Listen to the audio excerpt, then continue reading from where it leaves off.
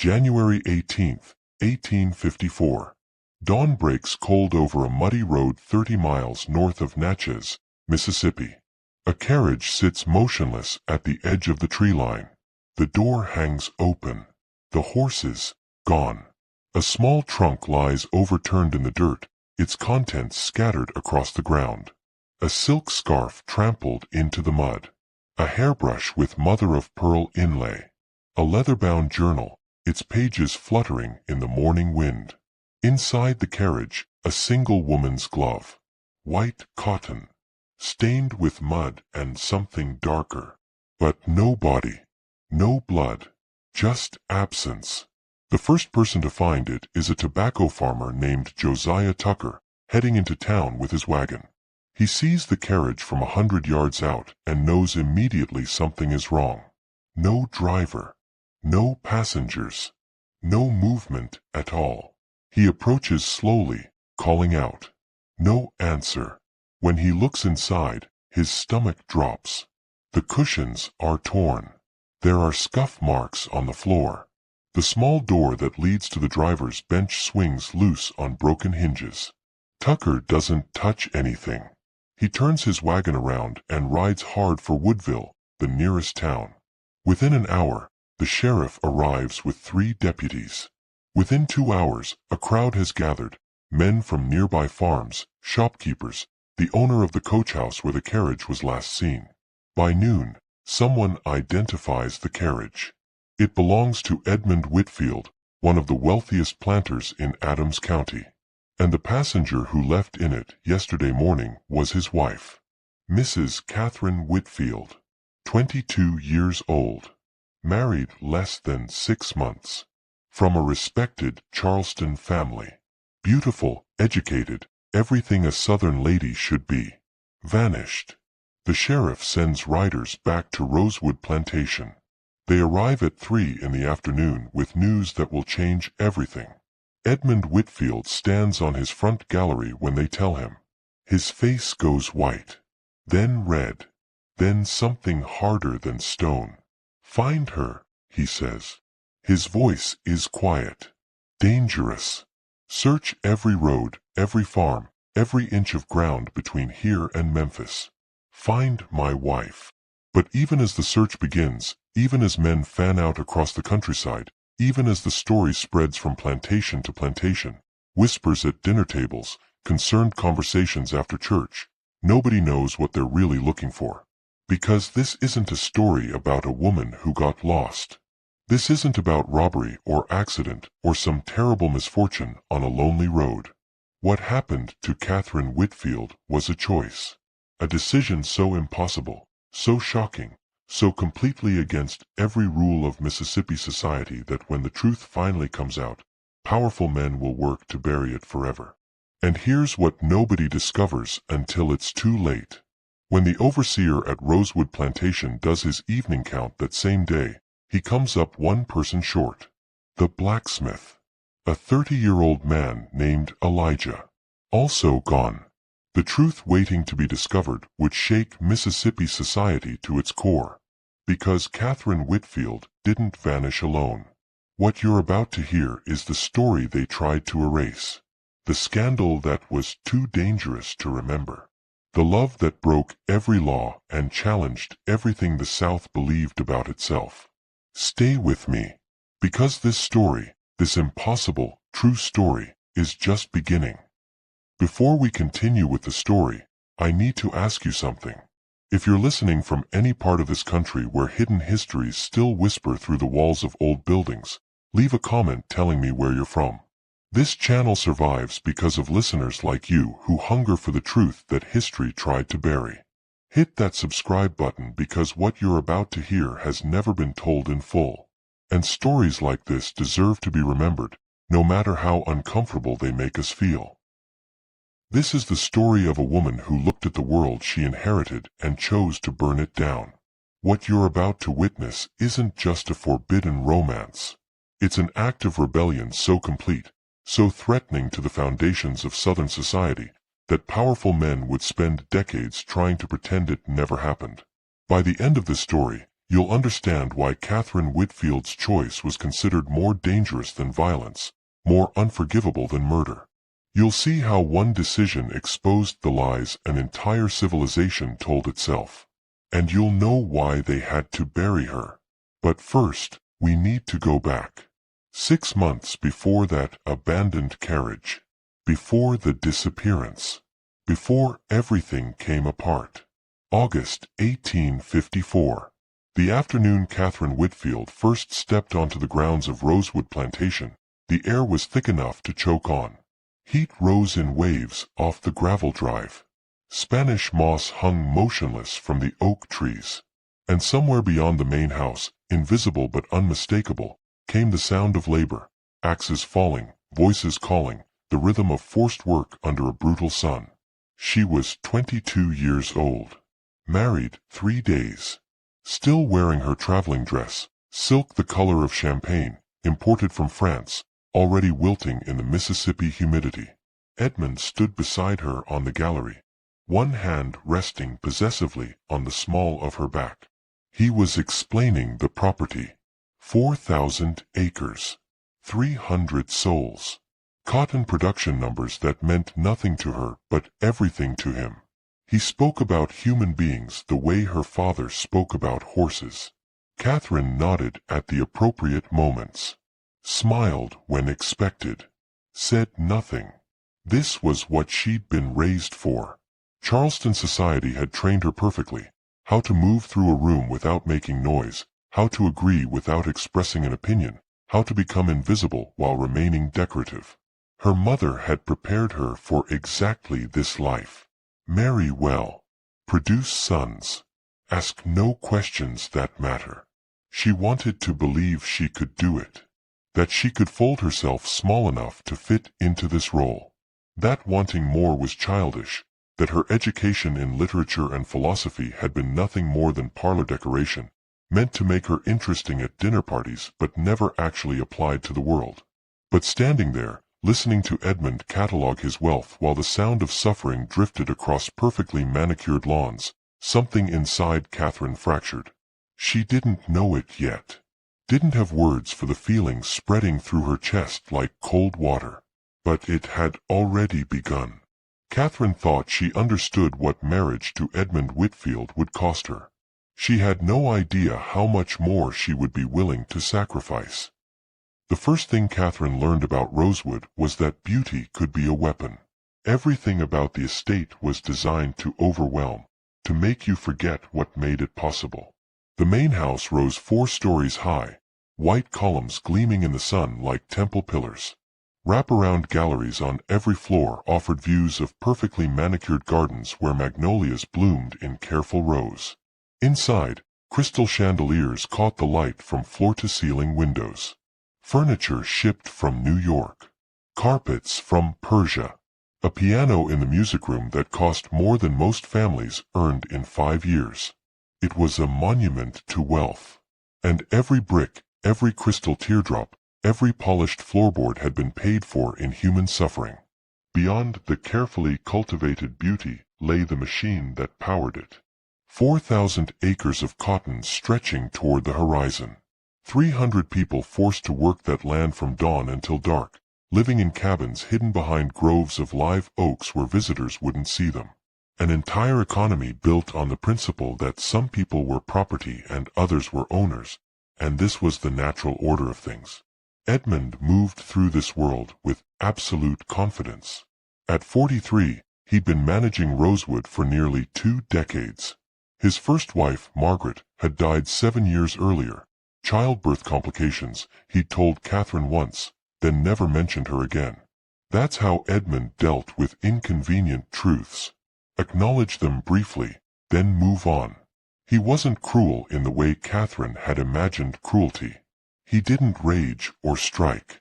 His violence was colder, more systematic. He spoke of human beings as assets. Discussed their productivity over breakfast. Made decisions about families, who would be sold, who would be separated, who would be punished, with the same casual attention he gave to ordering new furniture. And he expected Catherine to accept this. To sit in the parlor, while he conducted business, to smile at dinner parties, to be grateful. The first dinner party happened 3 weeks after Catherine arrived. 12 guests seated around a table that could accommodate 20. The men discussed cotton prices and politics while house slaves moved silently between them, pouring wine, serving courses, existing as living furniture. Catherine sat beside the wife of a neighboring planter, a woman named Mrs. Thornton, who spoke about the difficulty of finding good help as if she were discussing broken kitchen equipment. Across the table, Edmund explained his system for maximizing productivity, rewards for compliance, swift punishment for resistance. Everyone nodded. Everyone agreed. This was civilization. Catherine felt something crack wider inside her chest. That night, alone in her bedroom while Edmund slept in his separate chamber, Catherine pulled a book from the false bottom of her trunk. She'd smuggled it from Charleston, knowing Edmund would never allow such material in his house. Narrative of the Life of Frederick Douglass. She'd read it twice already, but each time the words hit harder. Each page confirmed what she was beginning to understand. The world she'd been born into wasn't just flawed. It was built on a lie so enormous that accepting it required you to deny basic humanity. But Catherine wasn't the only person at Rosewood who questioned the world they lived in. Someone else was watching, learning, waiting. 3 weeks into her marriage, Catherine broke the unspoken rule. She walked past the boundaries of where ladies were supposed to go. It wasn't planned. She'd been restless that morning, suffocated by the parlor's perfumed air and the endless needlework that was supposed to occupy her time. Hattie, the young woman assigned as her lady's maid, suggested a walk through the gardens. Fresh air, a change of scenery. But Catherine kept walking, past the formal gardens, past the kitchen house, toward the working areas of the plantation where the machinery of Edmund's wealth operated in full view. That's when she heard it. The rhythmic clang of hammer on metal. The hiss of hot iron meeting water. The blacksmith shop stood open to catch the breeze, though the heat radiating from the forge made the air shimmer. Catherine stopped at the doorway. Inside, a man worked the bellows with one hand while holding tongs with the other, shaping a piece of glowing metal with absolute focus. He was perhaps 30. Tall and lean, his skin gleaming with sweat, his movements economical and precise. There was something about the way he worked, a quiet mastery, a confidence that seemed to exist independent of his circumstances. He looked up. Their eyes met. 3 seconds. That's all it was. But in those 3 seconds, everything Catherine had been taught about the world collided with what she saw in front of her. Not property. Not the subhuman creature Edmund and his peers described over dinner. A person. Fully, undeniably, completely human. Intelligent eyes. Presence. Dignity that no chain could erase. And in Elijah's gaze, though she didn't yet know his name, she saw something she hadn't expected. Recognition. Not the wary deference she'd seen in other enslaved people when she passed. Something closer to equal acknowledgement, as if he saw past the silk dress and the title of Mrs. Whitfield to the person underneath. Then Hattie's hand was on her arm, gentle but insistent. "Mrs. Whitfield, we shouldn't linger here." The moment broke. Catherine allowed herself to be led away, but her heart was pounding in a way she didn't understand. Or maybe she understood too well and wasn't ready to admit it. Over the following days, she learned his name. Elijah. Born on Rosewood, never knowing anything beyond these acres. His mother Ruth had worked in the main house until she died of fever when Elijah was 12. After that, he'd been sent to learn the forge, and he'd become essential, skilled enough that Edmund valued him too highly to risk selling him. But there was more. Whispered carefully by the house slaves when no white ears were listening. Elijah could read. Had taught himself in secret using whatever scraps of text he could find. A torn Bible. Newspaper used to wrap supplies. It was dangerous knowledge. Enslaved people caught reading faced the whip or worse. But Elijah had been careful, smart. Catherine found herself walking past the smithy more often. Always with Hattie. Always proper on the surface. She told herself she was simply curious about the workings of the plantation. That her interest was innocent. She was lying to herself. What Catherine didn't know was that Elijah had noticed her too, and he was just as drawn, and just as terrified, by what that might mean. September arrived with cooler air and the first hints that summer's stranglehold might eventually break. Catherine used the changing season as an excuse. The garden gate had a broken latch. A small thing, easily overlooked. But Catherine mentioned it to the head houseman, who sent word to the blacksmith. 2 days later, Elijah arrived at the garden with his tools. Catherine happened to be there. Hattie stood 10 feet away, close enough to hear everything, which made the conversation safe. Proper. The latch pulls to the left, Catherine said, her voice steady despite the hammering in her chest. I see it, ma'am. Elijah examined the mechanism without looking at her directly. Metal's worn through. I'll need to forge a new piece. How long will that take? 2 days, maybe 3. A pause. Then Catherine asked, do you enjoy the work? Metalworking, I mean. Elijah's hands stilled for just a moment. It was a strange question, not one a mistress typically asked. Yes, ma'am, he said carefully. There's satisfaction in making something broken work again. Their eyes met briefly. Understanding passed between them like an electric current. 3 days later, he returned with the new latch. And the day after that, Catherine left a book in the smithy, a volume of Emerson's essays, hidden beneath a canvas tarp near the anvil. She had no guarantee Elijah would find it. No way to know if he'd understand the gesture.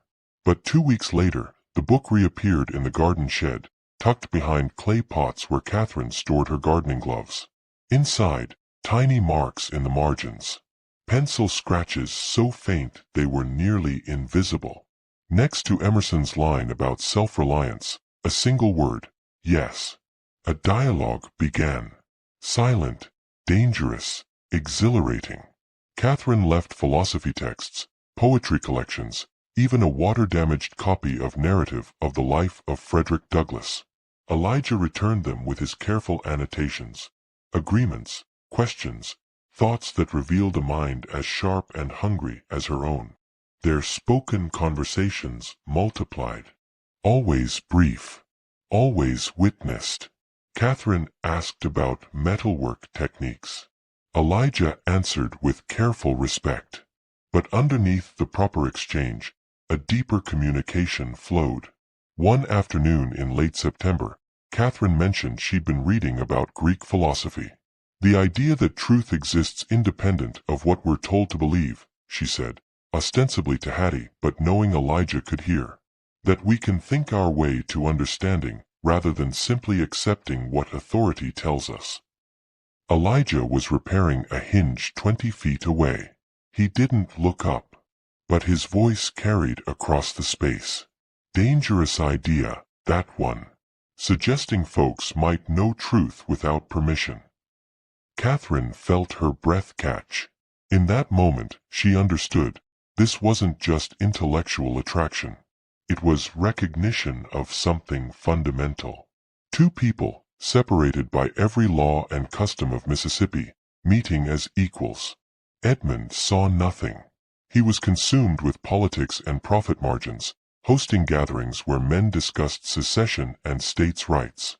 He assumed Catherine was settling in, becoming the decorative wife he'd purchased. Her compliance at dinner parties, her quiet presence during his business discussions. To him, these were signs of proper domestication. He had no idea what was growing in the spaces he never thought to look. By October, Hattie had seen enough. She caught Catherine's arm one evening after dinner, her voice urgent and low. "Miss Catherine, you playing with fire. They catch you talking to that man like he's somebody, They'll kill him. And you. They'll lock you away forever. Catherine knew Hattie was right. Knew the danger. But Catherine couldn't stop. Neither could Elijah. The connection between them had grown beyond control. And that made what happened next inevitable. October brought shorter days and a cooling that made the Mississippi heat finally bearable. It also brought a shift in the dangerous pattern Catherine and Elijah had established. The book exchanges weren't enough anymore. The brief, witnessed conversations felt like torture. They needed more. There was an old storage shed at the eastern edge of the property, beyond the formal gardens and well past where anyone had reason to venture. It had been used years ago to store equipment, but now sat forgotten, half hidden by overgrown wisteria. Catherine discovered it during a walk. 3 days later, she left a note in the margin of a book, East Shed. Dusk. Tomorrow. Elijah came. Those meetings, never more than 15 minutes, always at twilight when the patrols changed shifts, became the only moments in Catherine's life that felt real. Everything else was performance. This was truth. They talked about everything. Philosophy and poetry at first, safely intellectual. But gradually, the conversation turned personal. Elijah spoke about his mother, about the moment he first understood that the letters on a page formed words and the words formed ideas. About the particular cruelty of being considered valuable property, worth too much to be carelessly destroyed, but never worth enough to be treated as human. Catherine confessed things she'd never spoken aloud. How she'd felt complicit her entire life. How every comfort she'd ever enjoyed had been purchased with someone else's suffering. How marriage to Edmund wasn't just disappointing but morally unbearable. And somewhere in those stolen conversations, between philosophy and confession, between October's first cool evenings and its ending, they fell in love. Not the romantic abstraction of novels. Something rawer than that. More essential.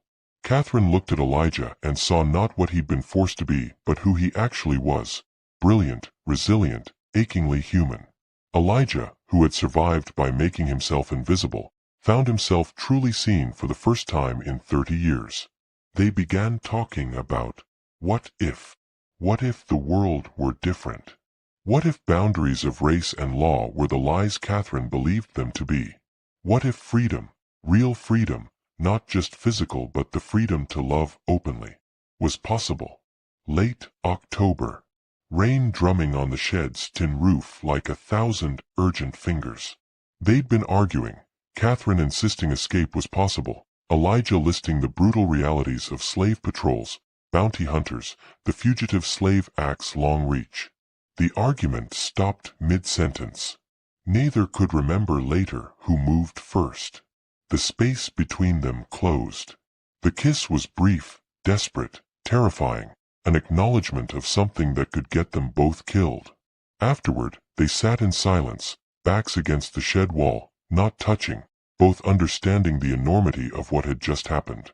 This wasn't social transgression anymore. Under Mississippi law, what they felt for each other, what they'd just expressed, was a crime punishable by death.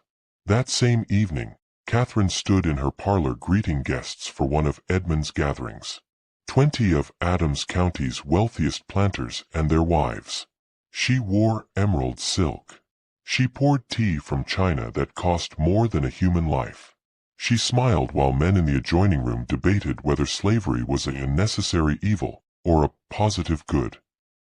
Every word made her want to scream. A planter's wife named Mrs. Ashford leaned close, voice honey-sweet. "You're adjusting to marriage beautifully, Catherine.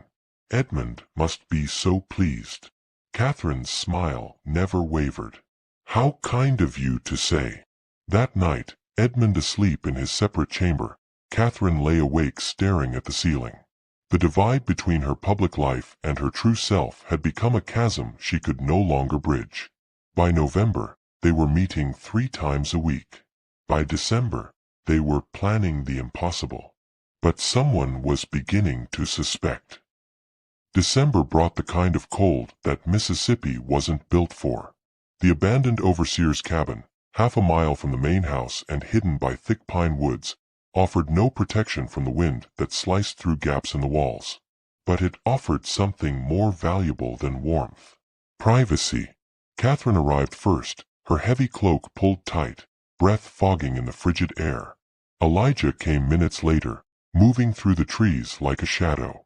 Inside, they didn't touch. The risk of discovery made every moment razor-sharp with tension. "We can't keep doing this," Catherine said, her voice low. "Every day brings us closer to discovery. Someone will notice. Someone will tell." Elijah stood by the broken window, watching the tree line. "Then we have two choices. End this, or run." The word hung in the frozen air between them. Run. They danced around it for weeks, speaking in hypotheticals and what-ifs. But this was different. This was real. "If we run," Catherine began, "what are our chances?" Elijah turned to face her, his expression grave. "Honest answer? Terrible. Slave patrols on every major road. Dogs that can track a scent for 20 miles. Bounty hunters who'll cross state lines for the reward. The Fugitive Slave Act means even if we reach Ohio or Pennsylvania, I can still be captured and dragged back. And if we're caught, they'll kill me. Publicly. Slowly. As a warning to others." His voice remained steady, factual. "You. Best case, your family claims you went insane. They lock you in an asylum and tell everyone you died. Worst case." He didn't finish. Catherine moved closer. "Why would we try, then? With odds like that?" "Because I would rather die free than live as property." Elijah met her gaze. "And because some things are worth the risk." "I would rather die human," Catherine said quietly, "than live complicit in this system one more day." They began planning in earnest. Catherine had resources. Money hidden in her room, her own inheritance that Edmund couldn't touch. Jewelry she could sell. Most importantly, she had the trust of the household staff and the freedom to travel. Southern ladies visited relatives constantly.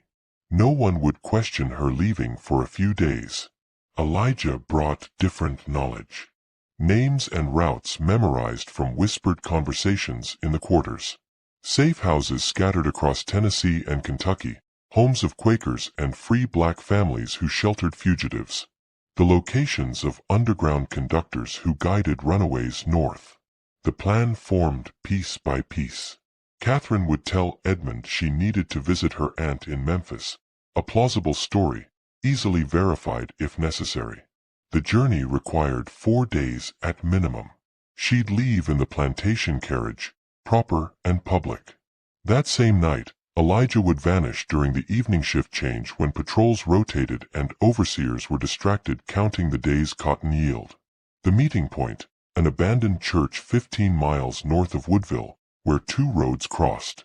If they both made it there, and that if carried enormous weight, they'd continue together, traveling only at night, following the network of sympathizers who moved fugitives toward freedom in careful, dangerous stages. Late December, 3 weeks before their planned escape, Hattie entered Catherine's bedroom without knocking. She found Catherine burning a letter in the fireplace, feeding pages to the flames one at a time. Their eyes met. Catherine froze, caught. Hattie said nothing. Just walked to the fireplace, took the poker, and helped push the remaining paper deeper into the fire. When the last fragment turned to ash, she looked at Catherine with an expression that held both terror and understanding. Still, she said nothing. But Catherine knew she understood. The date was set. January 15th, 1854. They had 3 weeks to prepare. 3 weeks before they would risk everything. 3 weeks before Mississippi society would face a truth it couldn't accept. January 1854 arrived with a cold that sank into bones and stayed there. Ice formed on the water troughs. The Mississippi River moved sluggish and gray under heavy skies. Inside Rosewood's main house, fires burned constantly, but Catherine felt frozen anyway. She moved through her days like an actress who'd memorized her lines too well. Pour Edmund's morning coffee. Discuss the menu with the cook. Sit in the parlor doing needlework while the clock ticked away the hours. Every gesture perfect. Every word measured. A performance so flawless that no one suspected the woman beneath it was preparing to vanish. Edmund noticed nothing. He attributed Catherine's occasional distraction to feminine temperament. Perhaps she was with child, he mentioned once, hopefully, before returning to his ledgers. His world was cotton prices and political maneuvering. Mississippi was edging toward something larger, he told his peers over brandy. Secession, perhaps. War, maybe. He was considering expanding his holdings, purchasing another 100 acres while land was still available. He had no idea his wife was counting days until she disappeared. January 14th. Their final meeting before the attempt. The cabin was ice cold. Catherine arrived shaking, though not entirely from the temperature. Elijah was already there, standing by the window like he always did, watching the approaches. They didn't speak. What was there left to say? The plan was set. The risks were understood. Words felt inadequate against the enormity of what they were about to attempt. Catherine crossed the space between them. They held each other in the darkness, two people about to stake their lives on an almost impossible chance at freedom. After 15 minutes, Elijah pulled away. "Tomorrow," he said. "Tomorrow," Catherine confirmed. That evening, Catherine packed her trunk with meticulous care. Practical dresses, not the elaborate gowns Edmund preferred. Sturdy boots hidden beneath layers of petticoats. Her mother's jewelry, pieces she could sell if they reached somewhere safe. Documents proving her identity, though she wasn't sure they'd help or hurt if discovered. She told the house staff about her aunt's sudden illness. A letter had arrived, she explained. Her mother's sister in Memphis had taken a fever. Catherine needed to go immediately. Everyone nodded sympathetically. No one questioned. Why would they? At the forge, Elijah worked as he always did. Repaired a broken plow blade. Straightened bent nails. Moved through the familiar rhythms of labor while his mind tracked entirely different calculations. Timing. Distance. The rotation of the patrols. That night in his cabin, he stood surrounded by the few things he owned. Books Catherine had given him, hidden beneath loose floorboards. His mother's Bible, pages worn soft from reading. A wooden horse he'd carved as a child, before he understood what his life would become. He took only the Bible. Late evening, Hattie appeared at Catherine's door with a small cloth bundle. Inside, cornbread wrapped in wax paper, dried meat, a small flask of water. "For your journey, Miss Catherine." Catherine's throat tightened. "Thank you, Hattie." Hattie's eyes were bright with unshed tears. "May the Lord protect you both," she whispered. That final night, Catherine lay awake beside Edmund, listening to him breathe in heavy, unconscious rhythms. She thought about the 6 months she'd spent at Rosewood. The slow suffocation. The complicity that would have eventually killed something essential inside her. She didn't sleep. Dawn came gray and cold. Catherine dressed in her traveling clothes, deep blue wool, practical but respectable. Sturdy boots hidden beneath her skirts. She ate breakfast across from Edmund, who read his newspaper and commented on a political editorial without truly looking at her. At 9 o'clock, the carriage waited. Edmund kissed her cheek absently. "Safe travels. Give your aunt my regards." Catherine climbed into the carriage, her small trunk secured behind. As the horses started forward, rolling down the oak-lined drive, Catherine kept her eyes forward. She couldn't look back. Because looking back meant acknowledging everything she was leaving behind, and everything she would never be able to return to. The carriage rolled north through gray morning light, Catherine watching the landscape change through the window. Pine forests gave way to rolling hills. Plantations spread across the horizon like repeating monuments to the same terrible system. Every mile felt both too slow and too fast. The driver, a man named Thomas who'd worked for Edmund for 15 years, suspected nothing. Mrs. Whitfield was visiting sick family. A routine journey. He'd made this run to Woodville dozens of times. They reached the coach house by late afternoon. Catherine stepped down, every movement carefully controlled despite the adrenaline screaming through her veins. She told Thomas to stable the horses and rest. She'd need to continue early in the morning. She paid him extra, generous enough to ensure his comfort, not so much as to raise suspicion. "Thank you, Thomas. I'll see you at dawn." He tipped his hat, grateful for the unexpected bonus and the warm bed waiting. Catherine ate a small supper in the coach house dining room, retired to her room at 8, and waited. At 10, when the building had gone quiet, she changed into the practical clothing hidden at the bottom of her trunk. Dark wool dress, sturdy boots, a cloak with a deep hood. She left everything else, the trunk, the expensive clothes, all evidence of Mrs. Edmund Whitfield. She slipped out a side door into Mississippi darkness. At Rosewood, Elijah watched the sun sink toward the horizon with the focus of a man whose life depended on precise timing. Which it did. The evening shift change happened at 7. 15 minutes when the day patrols ended and night patrols began, when overseers were occupied counting the cotton yield and checking equipment. 15 minutes when a man might walk into the tree line and not be immediately missed. At 7:03, Elijah left the forge area. Casual stride. Nothing hurried. He headed toward the equipment shed like he had business there. Then, at the tree line, he kept walking. Into the pines. Into darkness. North. The abandoned church stood pale against the night sky, its white paint peeling in long strips, windows empty like dead eyes. Catherine reached it first, having walked 4 miles through woods that seemed full of threat. Every owl call sounded like a shout. Every snapping branch felt like footsteps closing in. She waited in the church's shadow, heart hammering, watching the tree line. 2 hours passed. Each minute stretched impossibly long. Had Elijah been caught? Had he changed his mind? Had she just destroyed her entire life for nothing? Then movement. A figure emerging from the trees, moving with careful silence. "Elijah!" Catherine started forward, but he raised a hand. "Wait."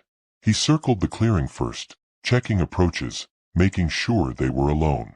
Only then did he cross to where she stood. They didn't embrace. There was no time for relief. "We need to move," he said quietly. "Now." They traveled through forest, avoiding roads entirely. Elijah knew the routes, which streams to follow so dogs couldn't track them, which ridges offered concealment, where the patrols were thinnest. Catherine's expensive boots, made for parlors and carriages, became instruments of torture within the first hour. Blisters formed, then broke, then bled. She said nothing, just kept walking. Near dawn, dogs barked in the distance.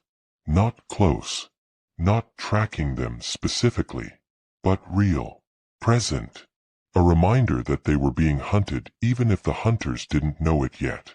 They found a ravine and pressed themselves against its cold earth walls, hidden beneath overhanging roots.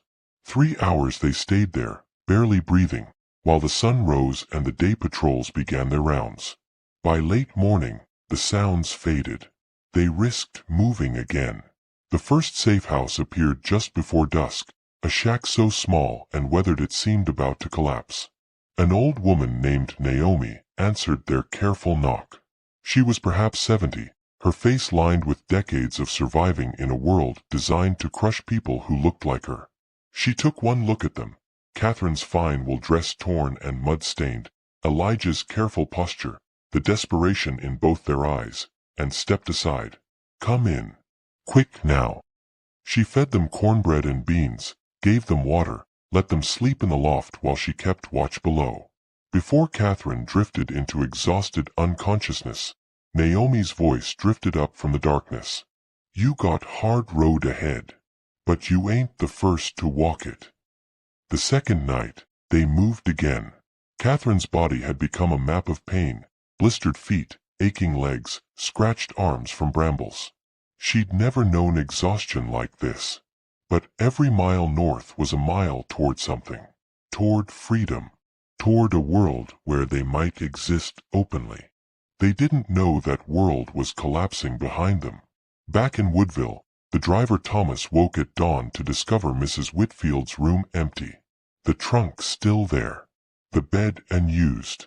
He searched the coach house, questioned other travelers. No one had seen her leave. Panic rising, he sent an urgent messenger back to Rosewood. Edmund received the news at 4 in the afternoon on January 19th. His wife had vanished. The carriage sat abandoned. Edmund's first emotion wasn't concern, it was anger, confusion. How could a woman simply disappear? He sent men to search, contacted the sheriff in Woodville, dispatched riders to neighboring plantations. That same evening, the overseer at Rosewood conducted the daily count. 300 souls accounted for, except one, the blacksmith. At first, they assumed he was somewhere on the property. But as darkness fell and Elijah failed to appear for the evening count, alarm spread. Searches began. The quarters, the forge, the fields. Nothing. Reports arrived at Edmund's study throughout the night. His wife missing. His blacksmith missing. The timing impossible to ignore. Then someone remembered the books. Volumes gone from Edmund's library. And a housemaid mentioned, hesitantly terrified, that she'd sometimes seen Mrs. Whitfield walking near the forge. Just walking. Nothing improper. But walking. The truth crashed over Edmund like a wave of ice water. His wife hadn't been kidnapped. She hadn't met with some accident. She had chosen to leave. And she had chosen to leave with a slave. The scandal was about to explode. Edmund's rage, when it finally erupted, was spectacular. He swept the contents of his desk onto the floor. Ledgers, ink bottles, the crystal paperweight his first wife had given him. Glass shattered against mahogany. Papers scattered like frightened birds. His study became a wreckage of expensive things that suddenly meant nothing. But beneath the fury lived something more corrosive.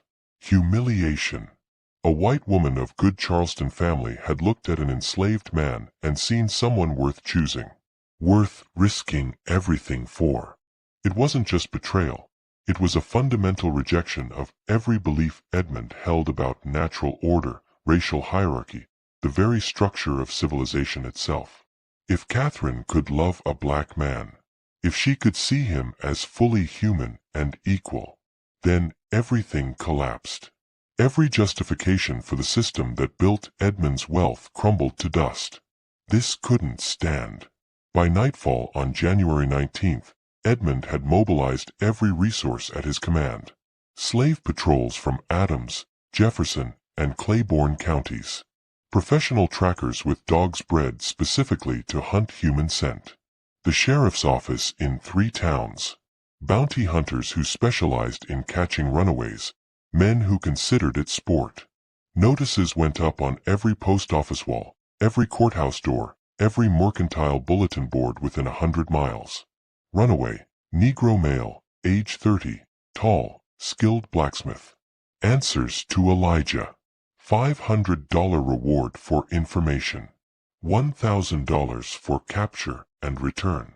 Missing, Mrs. Catherine Whitfield, age 22, believed traveling under duress. Fair complexion, dark hair, last seen wearing blue traveling dress. Contact Edmund Whitfield, Rosewood Plantation. The language was careful. Traveling under duress suggested kidnapping, not choice. But Edmund knew the truth. And soon, everyone else would too. Mississippi in 1854 had perfected the machinery of oppression. Roads were monitored at key crossings. River ferries kept logs of all passengers. Telegraph lines carried descriptions that moved faster than any fugitive could run. The entire white power structure, planters, merchants, lawmen, poor whites who had nothing but their racial status, mobilized to stop escapes like this. Catherine and Elijah pushed north into Tennessee, 40 miles from Rosewood by their third day of travel. Every step was calculated danger. They avoided settlements entirely, even small ones. Moved only after dark.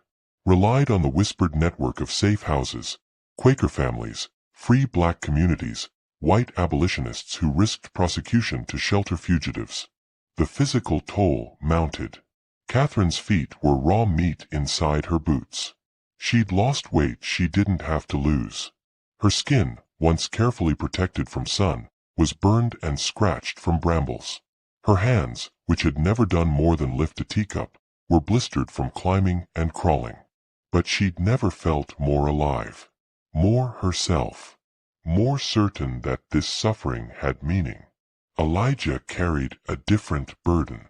He knew what capture meant, not just death, but public torture designed to terrorize anyone else who might consider escape.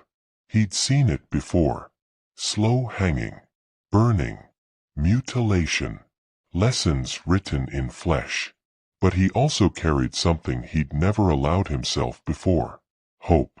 Fragile as spider silk. Impossible as flight. But real. Day 4, they heard the dogs. Not distant this time. Close. Maybe 2 miles back. The barking had a specific quality, the focused sound of hounds on a scent trail. Run, Elijah said. They ran. Through forest that tore at their clothes and skin. Down ravines that threatened broken ankles. Through creeks that bought them minutes before the dogs picked up the trail again. But the barking kept coming, getting closer. By late afternoon, they reached a river. Swollen from recent rains, moving fast, the color of rust. The water looked deadly. It's the only way, Elijah said, reading Catherine's expression. The water breaks the scent. They'll lose us.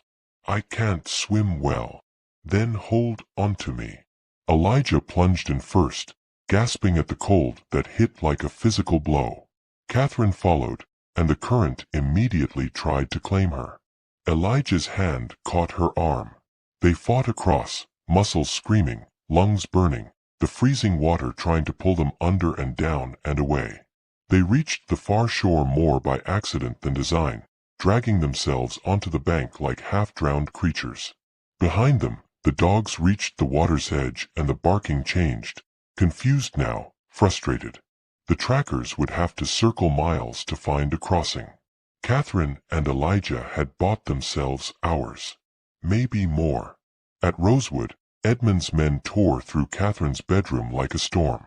They found the false bottom of her trunk. The books hidden there, abolitionist writings, philosophy, poetry, and letters. Not love letters exactly, but something more dangerous. Intellectual exchanges. Moral debates. Evidence of 2 minds meeting as equals. Edmund read them with shaking hands. His wife hadn't just betrayed him. She'd thought her way out of submission. She'd questioned. She'd chosen.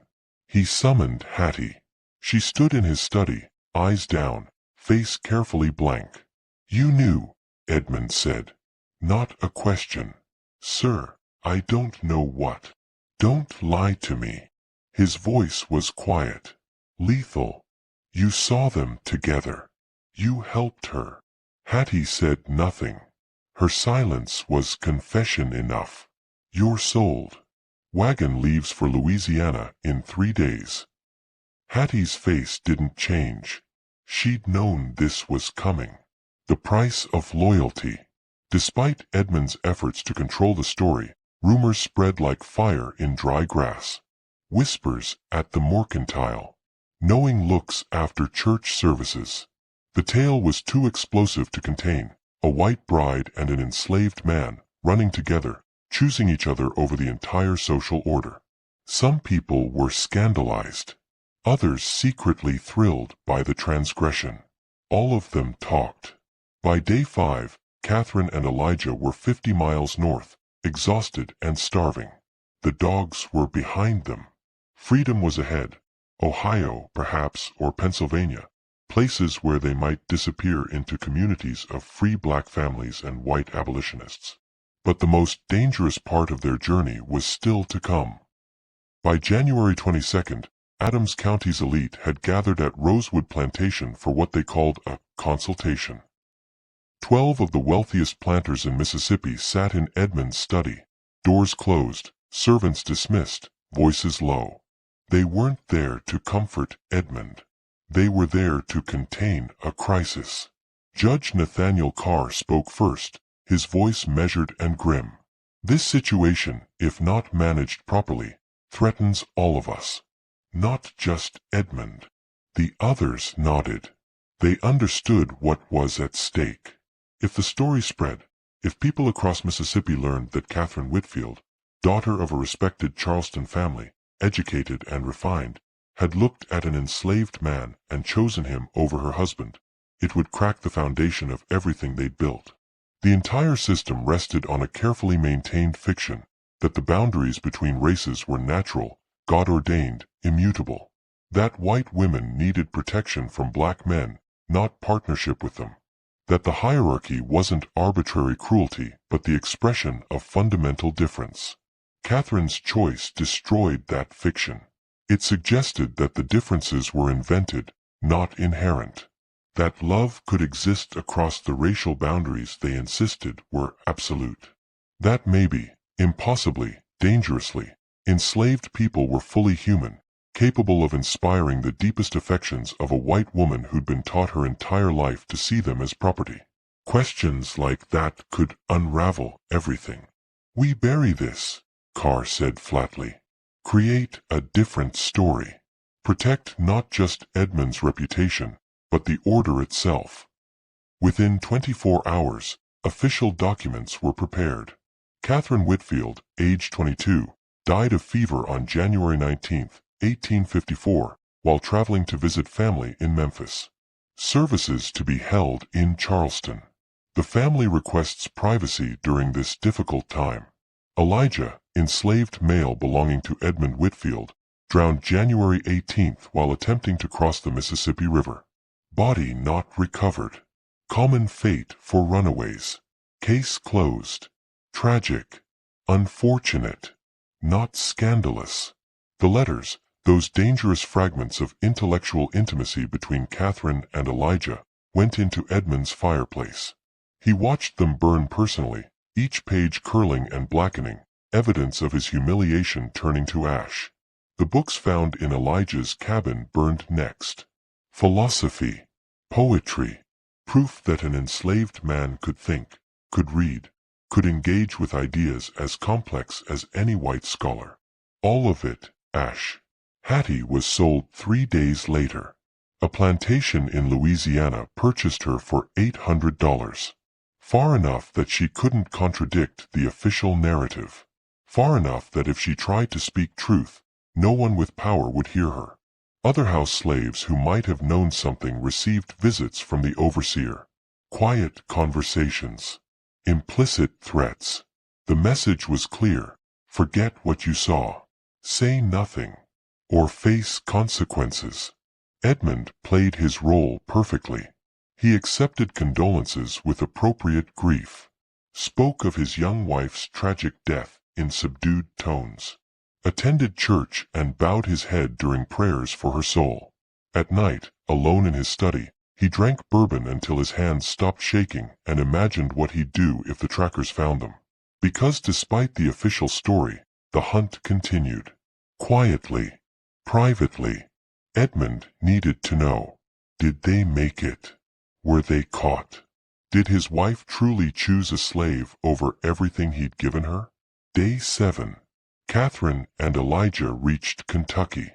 The landscape had changed. Less flat than Mississippi, more hills and hollows. Kentucky was a border state, complicated territory. Still a slave state, still dangerous, but closer to freedom. The safe houses were more frequent here, the underground network more established. They were hiding in a barn owned by a Quaker family when Catherine finally broke. The exhaustion, the fear, the cumulative weight of everything they'd lost, it crashed over her like a wave. She sank to the straw-covered floor, shaking. "What have we done?" she whispered. "My family will never speak to me again. Your life is forfeit if we're caught. We've destroyed everything for what?" Elijah knelt beside her, pulled her close. "We chose ourselves. We chose the truth over the lie. That's not nothing, Catherine. That's everything." But the next morning brought consequences. The farmer whose barn they'd slept in, not the Quaker family, but a neighbor who'd seen them enter, rode into town. He'd seen the notices. $500 for information. That was more money than he'd see in 5 years of farming. He told the local sheriff. Day 8. Dawn. Catherine woke to the sound of horses. Men's voices. "Close. Too close. Run," Elijah hissed. They burst from the barn into gray morning light. Behind them, shouts. Then a gunshot that cracked the air like thunder. They ran through fields, into forest. More shots. Closer now. Elijah grabbed Catherine's arm. "We split up. I'll draw them away. You keep going north. Don't stop." "No. Catherine. Run." He veered left, shouting, crashing through brush loud enough to pull attention. The pursuers followed the noise. Followed him. Catherine ran north until her lungs burned and her vision blurred. Behind her, more shots echoed through the trees. Elijah's voice, shouting something she couldn't make out. Then silence. Catherine stopped, chest heaving, hands on her knees. Every instinct screamed at her to turn back, to find Elijah, to face whatever came together. But freedom was ahead, maybe only days away, and she had to make an impossible choice, turn back or keep running toward the future they'd risked everything to reach. Here's where the story fractures, where the historical record, deliberately corrupted, systematically obscured, becomes a maze of contradictory accounts. Multiple versions exist. All claim to be true. None can be verified with certainty. The first version says they were captured 3 miles from the Ohio River, so close to freedom they could taste it. The bounty hunters caught up to them at dawn on January 25th. Elijah was shot trying to protect Catherine, not killed immediately, but wounded badly enough that he died within hours. Catherine was returned to Mississippi in chains. Edmund declared her mentally unstable, a diagnosis that conveniently explained everything. She was institutionalized in a Charleston asylum, where she spent her final 2 years staring at walls, never speaking coherently again. Dead by 1856. Buried in an unmarked grave. The second account claims they were separated during that final chase in Kentucky. Elijah was killed. Multiple witnesses reported seeing his body, though it was never formally identified and no grave was ever marked. Catherine made it across the Ohio River alone, grief-stricken and half-mad with exhaustion. She found shelter in a community of free black families and white abolitionists near Cincinnati. She lived under the name Mary Thompson, working as a seamstress, never marrying again. Died of pneumonia in 1862, buried under her assumed identity. A third version, the most hopeful, comes from letters discovered in an Ohio church in 1923. Faded ink on yellowed paper, unsigned but detailed. They describe a couple matching Catherine and Elijah's description who lived together under new names, worked on the Underground Railroad, helped dozens of other fugitives reach freedom. The letters suggest they had 2 children.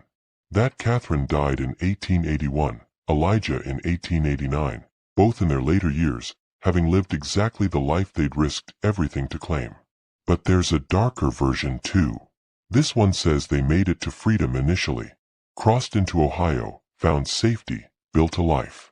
But 2 years later, in 1856, bounty hunters tracked them down using the Fugitive Slave Act. Elijah was dragged back to Mississippi and publicly hanged as an example.